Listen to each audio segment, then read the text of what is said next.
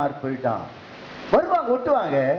ஆனா ஊழியக்கார பிரச்சனை வந்தா என்ன பண்ணுவாங்க, விட்டுட்டு ஓடிடுவாங்க. திமோத்தேயோ அப்படி அல்ல. என்ன பாடு வந்தாலும் தான் நேசிக்கிற தேவன், தன்னை வழிநடத்துகிறதான தேவன் ஊழியக்காரனோடு தான் இசைத்து கொண்டவனாக இருக்கிறான். நாம் நம்மை தேவனோடு, சபையோடு, தேவன் ஊழியக்காரர்களோடு இசைத்துக்குள்ளே கர்த்தர் கிருபை தருவாராக. இன்னொரு வசனத்துக்கு வாசிக்கலாம். அப்போஸ்தலர் 23ஆம் அதிகாரம் 20ஆம் வசனம். அதற்கு அவன்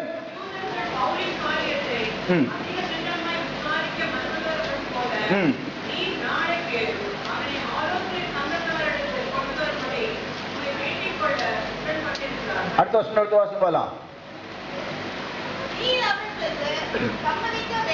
சம்மதிக்க வேண்டாம்.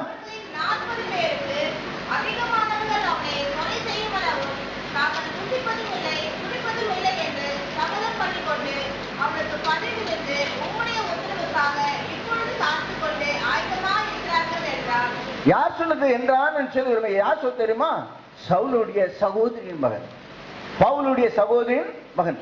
பவுலை கொலை செய்யும்படியாக, பவுல் சுவிசேஷத்திற்காக, சத்தியத்திற்காக, வேத வசனத்தை பேசினாலே அவனை கொலை செய்ய யூதர்கள் திட்டமிட்டிருந்தார்கள். ஆனால் இந்த திட்டத்தை பவுலுடைய சகோதரி மகன் போய் என்ன பண்றான்? சேனாதிபதிட்டு சொல்றான். யாரை தப்பு வைக்க? எதுக்கு சொல்றேன் தெரியுமா? சகோதரி மகன் மாமாவை கொலை பண்ணிட்டு போறாங்களோ இன்னைக்கு சத்தியத்தை வெளிப்படுத்துறான். கூட வந்த யோவா சொல்ல வாஞ்சன் வந்துருச்சு, ஆனா உபத்திரவத்தை விட்டு ஓட்டு பண்ணா. திமோத்தேயோ பவுலோடு கடைசி வரைக்கும் இருந்தான். ஹல்லேலூயா, ஆமென், ஹல்லேலூயா.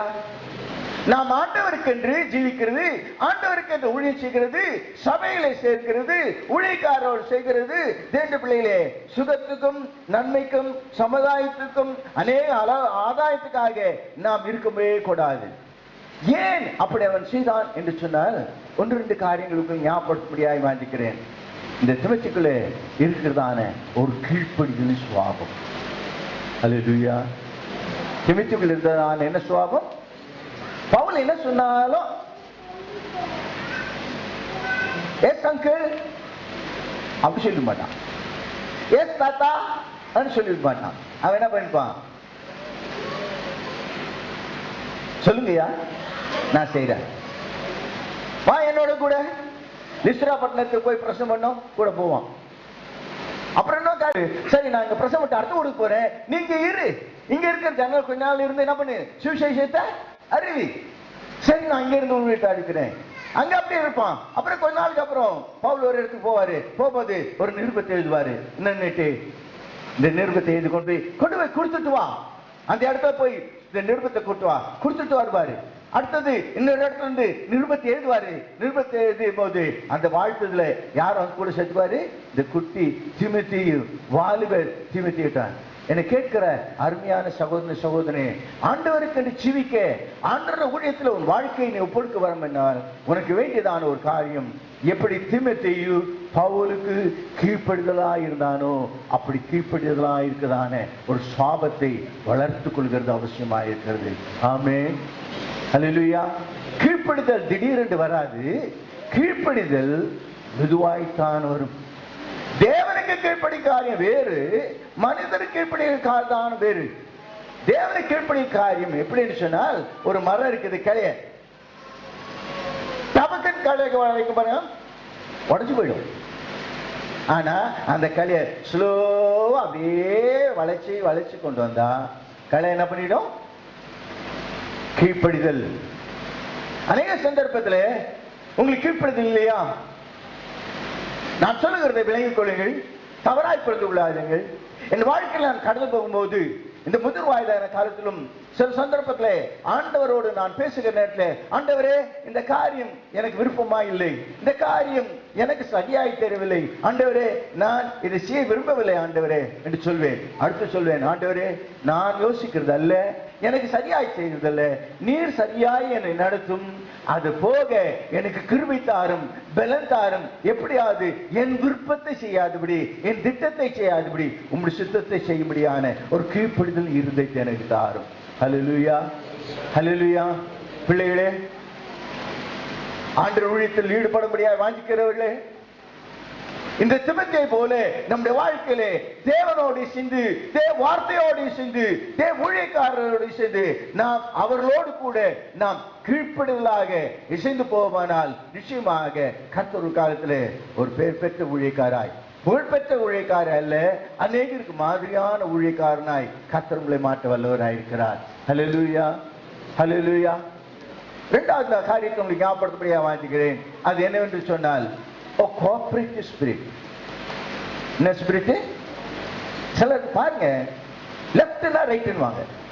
ரைட்டுனா யாராவது உட்காந்து பேசிட்டு இருக்கோம், 4 பேர் உட்காந்து பேசுவாங்க, பேசும்போது ஒருத்தர் இப்படி செய்யலாம், இல்ல இல்ல அப்படி இல்லைங்க இப்படிதான் செய்யணும், அப்படி சொன்னாதான் அவங்களுக்கு அப்படியே தலை வெடிச்சிடும். சொல்லாம செய்யறத சொல்லிட்டு போட்டோம், பெரியவங்களா சொல்றாங்களே, ஏன் சொல்றாங்களே, நம்ம அவசரமா நம்ம வாய் கொட கொட கொட்டிடுவாங்க, அர்த்தம் இல்லாம நம்ம கொஞ்சம் கவனிச்சு பார்த்துப்போம், யோசிக்க மாட்டாங்க. சரி நான் செஞ்சிடறேன், உங்களுக்கு இஷ்டமோ எனக்கு இஷ்டம் இல்லையோ செஞ்சிடறேன். குறிப்பாய் பிள்ளைகளுக்கு சொல்றேன், உங்க அப்பா அம்மா சொன்னாங்கன்னா, ஆண்டோட பிள்ளைகளா இருப்பாங்களா, உங்களுக்கு விருப்பம் இல்லைன்னா கூட அதுக்கு ஒத்து போயிடுது சார். யாராவது அப்பா அம்மா ஆமேன்னு சொல்லிடுவாங்கன்னு சொன்னாங்க. சொன்னது விலங்குகளுக்கு பிள்ளைங்க உங்களுக்கு தான் சொல்றேன். நானும் ஒரு காலத்து பிள்ளையா இருந்ததான் சொல்றேன். எனக்கு இப்ப வேற பிள்ளை இருக்குது. சில சமயத்தில் நம்ம வாழ்க்கையில விருப்பம் இல்லாமல், நமக்கு இது சந்தோஷம் இல்லாமல், நமக்கு சமாதானம் இல்லாமல் இருக்கலாம். ஆனா தேவனுக்கு பயப்படுகிறதான தகப்பரும் தாயும் நமக்கு இருப்பார்கள். ஆனால் சில சந்தர்ப்பத்தில் நாம் என்ன செய்ய வேண்டும்? நீங்க சொல்லுங்க, நான் செய்கிறேன், எனக்கு இஷ்டம் இல்லை ஆனால் நான் செய்கிறேன். நான் எதுக்காக? உங்களுக்காக.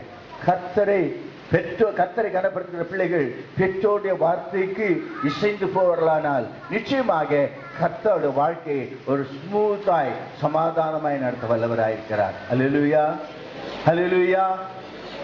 சாதாரண வாழ்க்கையில் ரைட்டு, ஊழிய வாழ்க்கையில் சரி, உலகத்தில் வாழ்ந்த சந்தர்ப்பத்திலே ஒன்று, நீங்கள் தேவ திட்டத்தை நிறைவேற்ற கீழ்ப்படுகிறதான ஒரு ஆய்வு வேண்டும். இரண்டாவதாக உங்களுக்கு அவசியமாயிருக்கிறது இசைந்து போவதான ஒரு ஆவி. என்ன அவசியம்?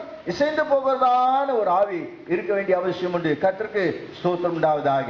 இந்த திமோத்தேயை குறித்து சொல்லுவதான சந்தர்ப்பத்தில் வாசிங்க பார்க்கலாம். 1 கொரிந்தியர் 4ஆம் அதிகாரம் 17ஆம்.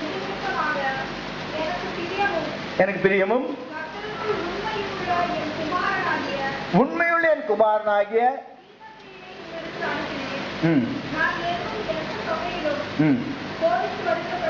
நான் போதித்து வருகிற பிரகாரம் நான் என்ன சொல்றேன்னா அதான் சொல்லுவான். பவுல் என்ன சொல்றாரோ அப்படிதான் பிரசங்கம் பண்ணுவார். இவர் என்ன பண்ண மாட்டாரு? புது ரெவலேஷன்லாம் கொடுக்க மாட்டார்.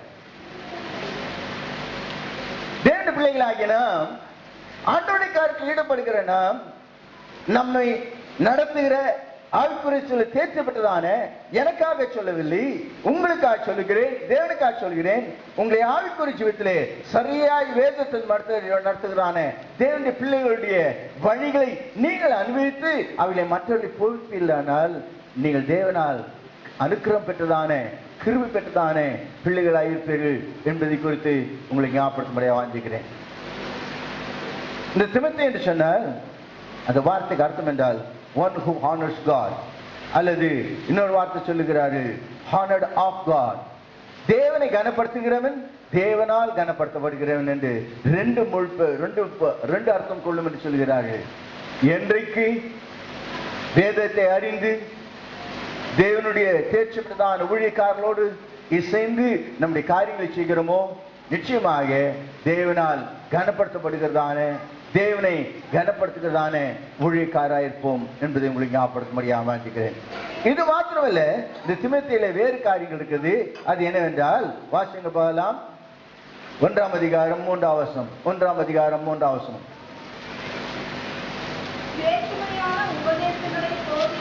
வேற்றுமையான உபதேசங்களை போதியாதபடி அது நிறுத்திக் கொள்ளுங்கள். பார்க்கலாம். 4ஆம் வசனம்.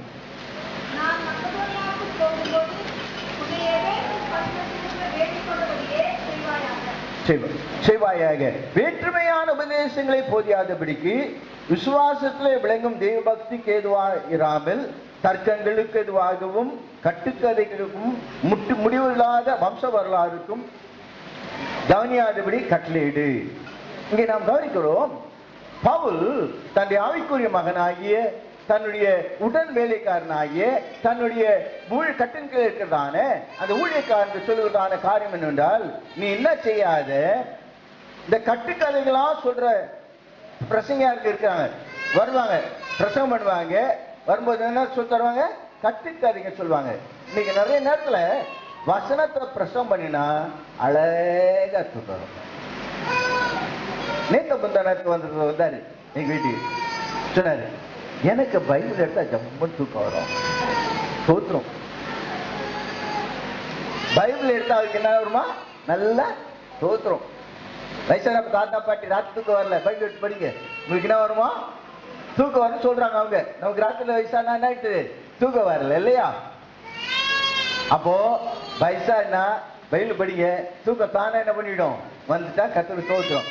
ஆனா உங்களுக்கு ஞாபகப்படுத்துற காரியம், கட்டுக்கதைகள். இன்றைக்கு அநேக பிரசங்கர், இன்றைக்கு அநேக தேவனுடைய புழிக்காரர்கள் தங்கள் பிரசங்கத்துல எதான் சொல்லிட்டு இருக்காங்க தெரியுமா, கதையா சொல்லிட்டு இருக்காங்க.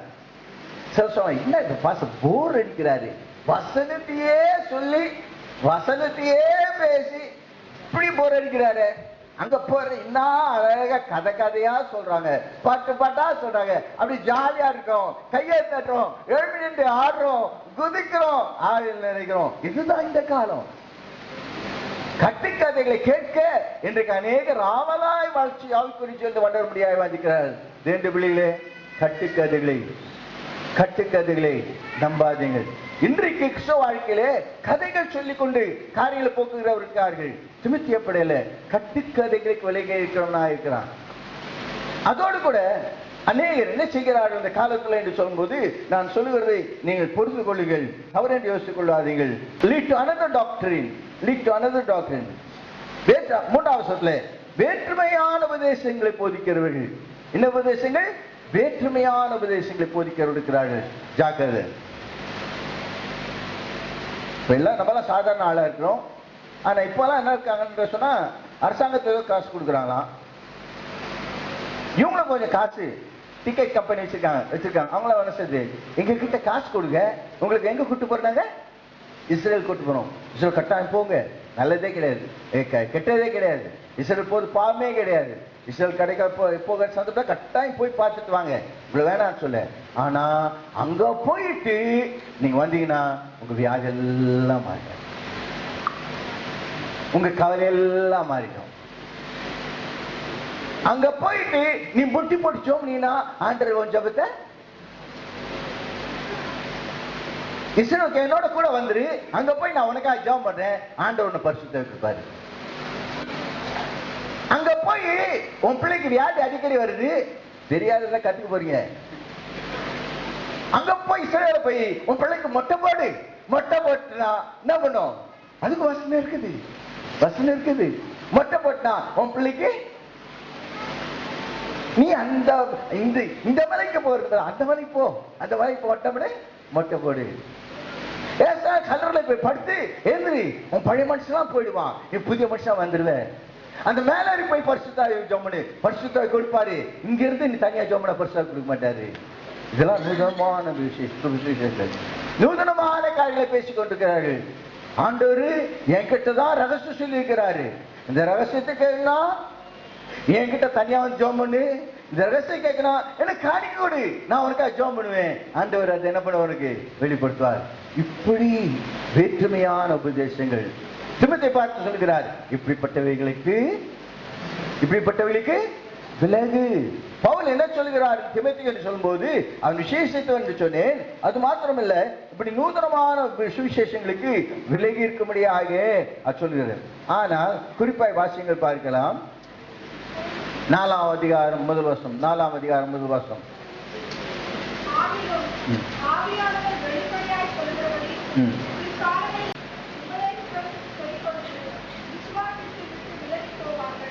இந்த கடைசி காலத்து தீமோத்தேயே, மனசாட்சி சூடுண்ட பொய்யர்கள் இன்றைக்கு அநேகர் இருக்கிறார்கள். ரட்சிக்கப்பட்டோம் என்று சொல்லுகிறார்கள், ஞானஸ்நானம் பெற்றோம் என்று சொல்லுகிறார்கள், பரிசுத்தா பெற்றோம் என்று சொல்லுகிறார்கள். ஆனால் மனசாட்சி சூடுண்ட மனசாட்சி, செத்து போன மனசாட்சி, மனசாட்சியிலே சுத்தம் கிடையாது, மனதிலே சுத்த இருதயம் கிடையாது. வேதம் சொல்லி சுத்தி இருதயம் எவ்வளோ அவர்கள் தேவனை தரிசிப்பார்கள் சொல்லப்பட்டிருக்கிறது. ஆனால் இன்றைக்கு நீ என்ன வேண்டுமானாலும் செய்யலாம். நீ சபைக்கு வந்தால் போதும், நீ காணிக்கை கொடுத்தால் போதும், நீ தசமாக கொடுத்தால் போதும், நான் உனக்காக ஜெபித்தால் போதும். இல்லை இல்லை தேவனுடைய பிள்ளைகளே, தேவனால் பிறந்தவர்கள், ஆவியினாலே பிறந்தவர்கள், தேவவசனத்தை பற்றி பிறந்தவர்கள், தங்கள் பாவங்களை அறிக்கட்டு மனம் திரும்பி தேவனுடைய பிள்ளைகளாய் மாறினவர்கள் கர்த்தர் கொடுக்கத்தான நல்ல மனசாட்சியை, சுத்த மனசாட்சியை சூடுண்ட மனசாட்சியாய் மாற்றிக்கொள்ளாதபடி கர்த்தர் வரை காத்துக் கொள்வாராக. ஆமென். ஹல்லேலூயா. தேவனுடைய பிள்ளைகளே, உங்கள் மனசாட்சி ஆண்டவருடைய பார்வையிலே, உங்கள் பார்வையில் இல்லை, ஊழியக்காரருடைய பார்வையில் இல்லை, தேவ பார்வையிலே ஒரு சுத்த மனசாட்சியாய், தெளிவுள்ள மனசாட்சியாய், தேவன் ஏற்றுக்கொள்கிற ஒரு மனசாட்சியாய் இருக்கிறதா? தேவனை அறிந்தவர்கள் தான் மனசாட்சி இருக்கிறது நான் சொல்லவில்லை. தேவனை அறியாதவர்களுக்கு மனசாட்சி இருக்கிறது. ஆனால் சுத்த மனசாட்சி ஆண்டவர் ஏற்றுக்கொண்டவர்களுக்கு தான் உண்டு. திரும்ப சொல்கிறேன், தேவனை அறியாதவர்களுக்கு மனசாட்சி என்று உண்டு, இல்லை என்று சொல்லவே கிடையாது. ஆனால் யார் தேவனால் பிறந்திருக்கிறார்களோ, பாவம் கழுவப்பட்டு தேவனால் அவரை தேவன் விசுவாசிக்கிறார்களோ, இயேசு விசுவாசிக்கிறார்களோ, அவர்களுக்கு நல்ல மனசாட்சி, சுத்த மனசாட்சியை கொடுக்கிறார். ஆனா இந்த காலத்திலே இயேசு பட்டணத்து ஊழியதான தீமோத்தேயுக்கு பவுல் எழுதும்போது அநேகர் தங்களுடைய நல் மனசாட்சியை விட்டு விலகினார்கள் என்பதாய் பார்க்கிறோம். கடைசியாய் சொல்லி முடிக்க வாஞ்சுகிறேன். 1ஆம் அதிகாரம் 18ஆம் வசனத்தின் பின்பகுதி. 1ஆம் அதிகாரம் 18ஆம் வசனத்தின் பின்பகுதி.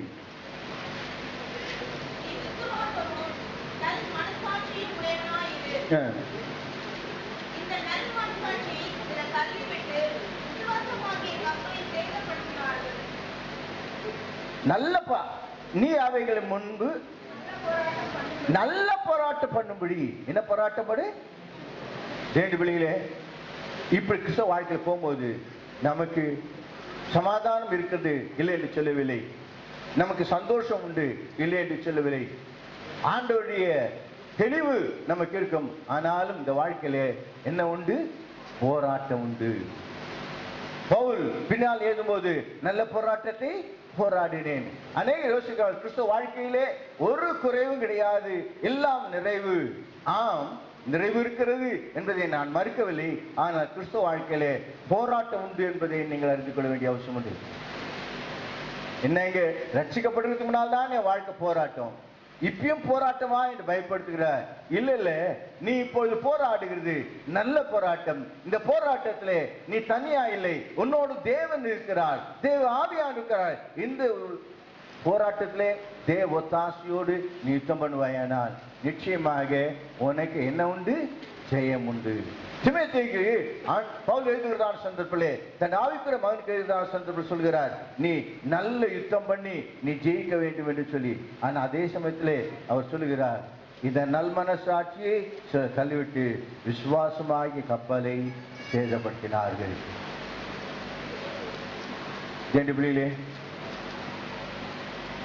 நாம் வேதத்தின் மூலமாய் தேவன் மூலமாய் பெற்ற விசுவாசத்தை நாம் இழக்காமல் கவனமாக இருக்க கர்த்தர் கிருபை தருவாராக. ஆமென்.